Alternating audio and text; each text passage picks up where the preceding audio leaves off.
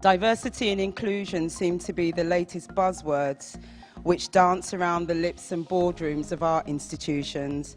I am a mixed race person from a white working class kind of background, and therefore to differentiate yourself to do with race can often lead to violence. If I define myself as a British East Asian artist and I stand up, can someone stand up with me if someone else in the room is as well also?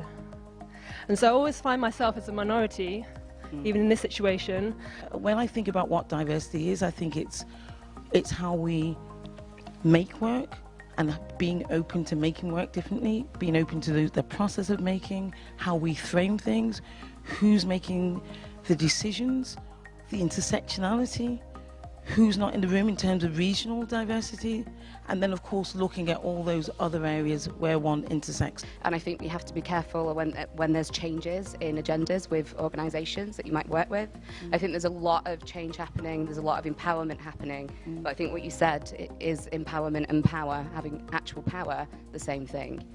There's a whole range of what blackness is, from if you're Caribbean right through to if you're West African, East, South, and within all those little spaces. Me as a writer, producer of colour, I don't want to be put into a box.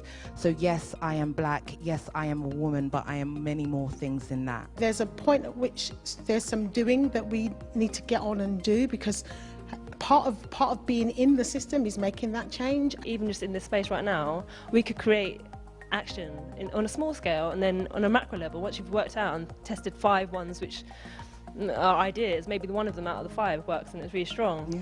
How do we have a healthy balance of the debate about what we still need to fix and not get distracted from getting in the room in the first place to start do some of the fixing?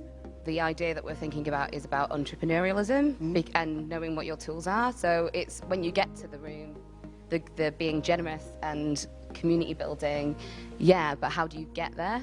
And I think that's there's a major struggle there, because there's lack of education and all that stuff. How aware are we of compassion? Compassion was the word I was thinking of.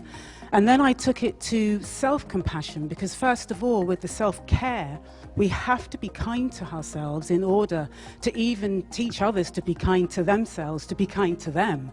And it's so important that we look after our emotions and how we feel, so we can consistently show up to be our very best.